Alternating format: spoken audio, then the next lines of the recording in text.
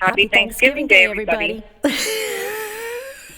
Something about hitting record just brings out the giddiness.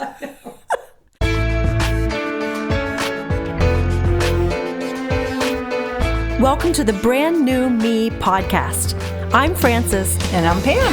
And we are two women passionate about helping others thrive in life, not just survive.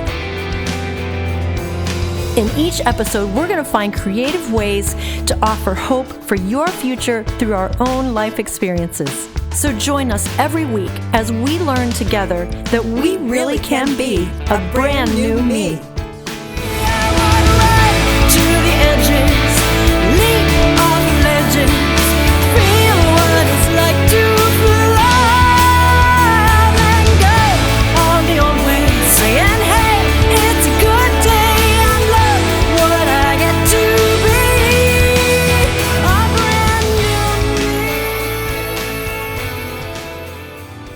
Well, welcome to episode number 20. That feels like a milestone. And we heard some feedback that some of you loved when Pam and I just sat and talked. You know, of course, we go to all the work to find all these interviews and people, and then what people really enjoy is just you and me sitting here talking. So that's what we're going to do for this Thanksgiving episode. And who knows where it'll lead. I'm going to ask you a question, Pam. What so far has been your favorite podcast episode that we've done? And then tell us why, and then I'll tell you mine. I really think it was the one with my daughter Megan when she was talking about her father. And it was a great, sweet memory for her to be able to talk about it amongst people, you know, different people. And for people to understand what she went through, most people know what I went through, but they don't know what she went through. You know, being pregnant, and that was her daddy. They were close, and she loved him so much. And so I'd say that was my absolute favorite episode. Tell us how she's doing. We know that in addition to going through that with you of losing her dad, she's pregnant with child number 7. Just update us. How's she doing with that? She also shared about having some miscarriages. So just update us on Megan, how she's doing. Megan is doing fantastic. Her pregnancy is going well. She's in that period in the pregnancy where you start to feel good and she has energy. You know, the first few months or the first whatever, it's kind of scary. She's very tired. She has 6 kids, so she doesn't have time to be tired. But now she's feeling great, and she's happy and enjoying life, and I'm just so grateful for that. Tell me, what was your favorite episode that we did? My first inclination is probably Alexa Moody and her Please Live podcast. I'm not sure what it was, except that I think I just loved hearing from someone so young with so much passion that had such deep struggles and is learning to overcome them, but is also learning how to make a difference in the world out of her darkness, out of her struggle. And I think that probably parallels a lot of things in my heart and my life. Even though I don't run a Please Live organization, I relate to that, just having a deep passion. And I've found that pursuing our dreams is kind of where they say a great need exists and your passions intersect. She was probably my favorite just off the top of my head, but I have enjoyed each one in their own way so far, just as I shared in the opening of last week's episode. When people share their stories, I get something out of it, even if I haven't been through it. Even if it's just compassion for someone else. So another question. We're heading into Thanksgiving. This week is Thanksgiving. Pam, when you came in here, you had a funny story, and I think we all relate to it. Would you please tell your most recent Thanksgiving story? Because you've already had Thanksgiving. I have had Thanksgiving. I'm going away for Thanksgiving. I'm going to sunny Florida, and so I felt the need to have my family over, and I got a 22-pound turkey, and put it in the oven really early, and you know how the house smells so good, and the pies are sitting out, and the table's all decorated. And I thought, oh, I forgot something. I need to run down to the Dollar Tree and get something real quick. And so I got in the car, I went down to the Dollar Tree, and I went up to the door, and it said, closed on Thanksgiving. I went, oh. So that was my blonde senior moment. It was Thanksgiving in your mind. So I actually was able to go in the store and purchase what I wanted to purchase. Yeah, well, I've had a lot of those moments. It has nothing to do with Thanksgiving, but I've had blonde moments too. I'm not blonde, but, well, I have blonde highlights. And I dated a guy a long time ago, long before Tom, who used to say to me, "You have blonde roots, though." And he was right. But just recently, I was making a pumpkin pie. I love homemade pumpkin pie. In fact, I didn't realize that there was so much comparison between a store-bought pumpkin pie and a homemade pumpkin pie until I moved away from home. And I made my first one without my mother around, and I thought, oh, big deal, just buy pie filling and put it in a crust, and you got pumpkin pie. And I did that, and it was nothing like my mother's. So I finally learned, how to get a real pumpkin and cook it and get it ready, and then, make your pie shell and then put filling in. And so a few weeks ago, it's time for pumpkin pie again. The fall colors and all that give me the urge, and so I had pie dough already in the freezer left over, extra from other pies I'd made, and so I got it out, and I thought, oh good, I don't have to mix up the pie dough. I can just get it out and roll it out and then put the pie filling in. And I got up the next morning and I thought, I'm just going to save time, roll out the pie dough, and put the pie crust in the oven and bake it ahead of time. So I was making breakfast, I baked the shell, and then we sat down to eat breakfast, and then I got up and I was washing dishes. I'm like, wait a minute, you don't bake the pie dough first. So I'm like, now what am I going to do? And so I thought of all these different things I could do. So here's what I did. I went ahead and made the pie mix, baked it in a casserole dish in the oven until it was done.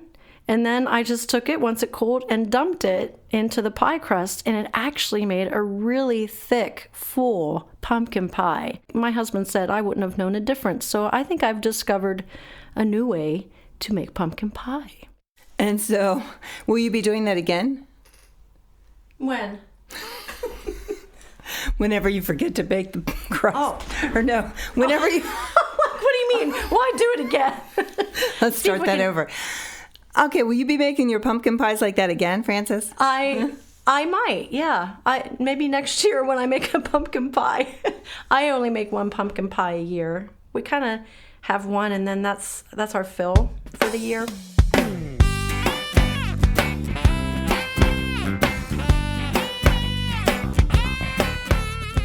What are some of your favorite memories of Thanksgiving? I would say my mom was very traditional, and when we had Thanksgiving dinner, we had usually the exact same things every year because we didn't really have them throughout the year. And so we looked forward to, the sweet potato casserole with all the nuts and the brown sugar and all that on top of it, which is delicious. And, of course, mashed potatoes that everybody has. And we always did the same thing, and we had the same desserts. And we had a strawberry salad that was to die for that she's made since I was a child. And so I always remember that strawberry salad, and I only make that at Thanksgiving and Christmas. So how do you make it? Oh, well, it's the easiest thing to make. It is cream cheese, sugar, crushed pineapple, frozen strawberries, and Cool Whip. And if you want to put nuts in, you put nuts in, then you freeze it, and it's amazing. Oh, so it's not like Jell-O in it. No bit of Jell-O in it. I had a professor in college that used to say, you don't eat anything you can't nail to the wall, and Jell-O is one of those. What? Wow, okay. Well, many things that I make you could nail to the wall. There you go. But then we know that I'm not a cook, so I am a cook. I shouldn't say that. You are. I was saying that one of my Thanksgiving favorite memories, is the church that I was a part of when I was little was connected with some other smaller country churches. And at Thanksgiving, we would all take turns going to the different church each year. And the year we'd always go to this little one called South Mountain Chapel. which actually still exists. We would go and we would sit in pews, and it was an old church, like an old building, and it would creak, and it had big windows with deep windowsills, and we'd put oil lamps in the windows and light them, and it was just a really warm atmosphere. And then people would tell stories of what had happened through their life that year, and we'd cry and we'd laugh, and there were always the same ones that you knew they were going to tell a story. And sometimes I'd roll my eyes, but looking back, it's one of my favorite Thanksgiving memories. And we would sing those old Thanksgiving hymns like "Come Ye Thankful People Come" and "For the Beauty of the Earth," things like that. I just have such fond memories. And we were actually saying before we were recording that we both like Thanksgiving more than Christmas. And I'm going to guess that that's probably a sentiment many people feel. But tell us, Pam, why do you think you like Thanksgiving more than Christmas? I think that Thanksgiving is more relaxed. There's no expectations on anybody other than to get a big turkey dinner ready. But it's a relaxing time. Kids aren't all hyped up. It's just enjoyable. You get to eat dinner and then you can sleep on the couch if you want. I just love it. And we always played games after we ate dinner, even when the kids were little, and we still do. It's just a really fun, relaxing day. And it's kind of the beginning of the season for me. Like, okay, Thanksgiving's done, and now this weekend I'm going to put up my tree, and it's just a fun time. And how about you? What are you thinking?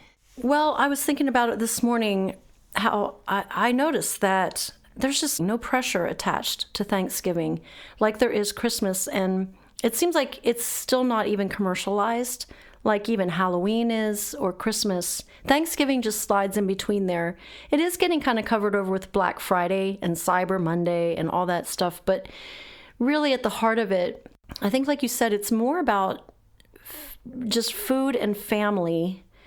And so is it the element of the gifts and all the special programs you need to go to over the holidays? What is it that's so different from Thanksgiving than Christmas?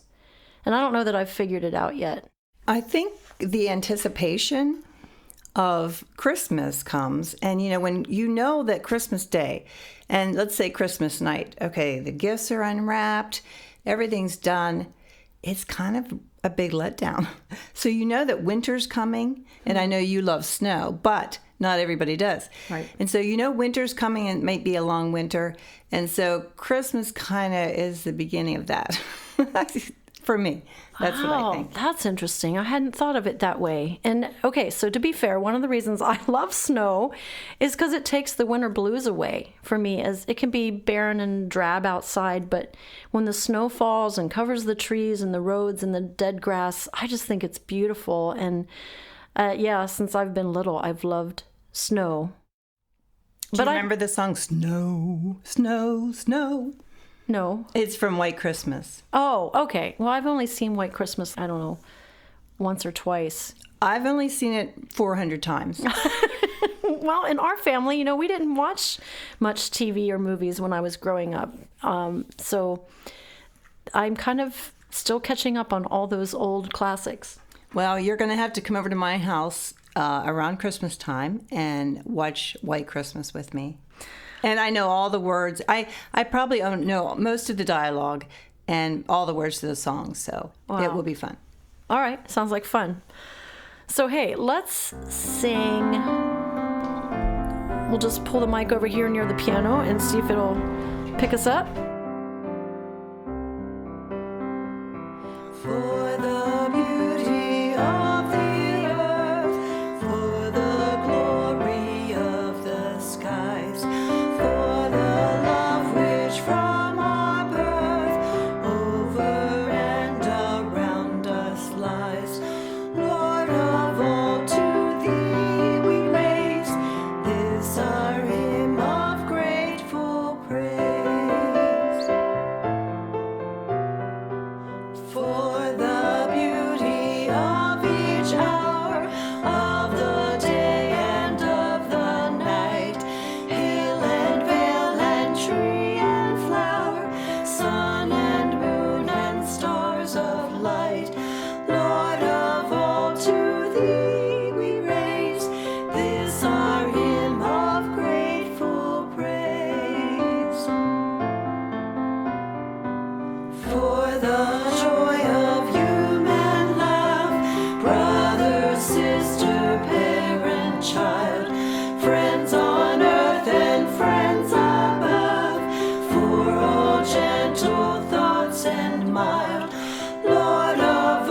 unto thee we raise this our hymn of grateful praise. Amen.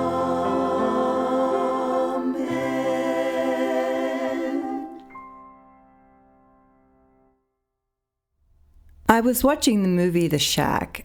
Something really spoke to me in that movie. When Mac had met God, God said to him, "I'm especially fond of you." And my thought was, oh, he's especially fond of him. But near the end of the movie, when Mac saw his friend, he said to him, "I have a message for you from God. He wanted me to tell you that he's especially fond of you." And it made me think, God is especially fond of all of us, and that's something to be thankful for. So I will say to you, God is especially fond of you. I'm fearfully and wonderfully created. Every part of me was carefully designed with love. In my mother's womb, you knit me all together. I was skillfully fashioned by you. Many are your thoughts of me, wonderful your love to me, Lord.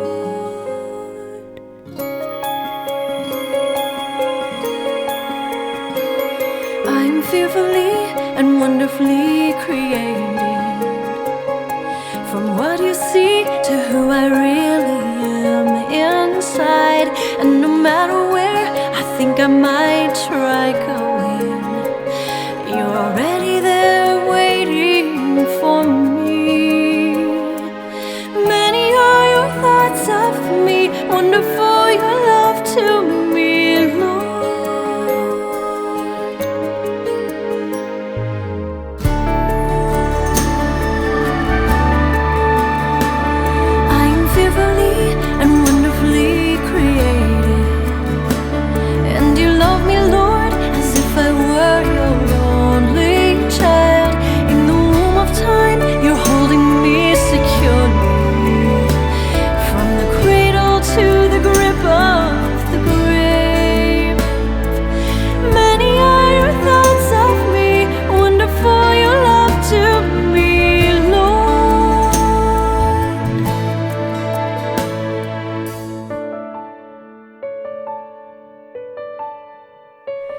I am fearfully and wonderfully created.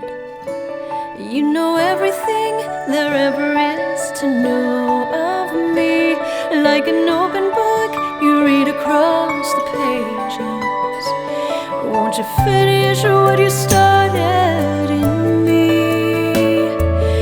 Many are your thoughts of me, wonderful your love to me, Lord.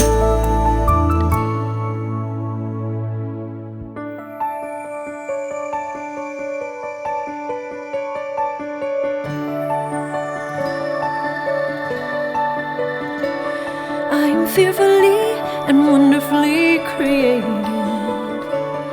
I was skillfully fashioned by you.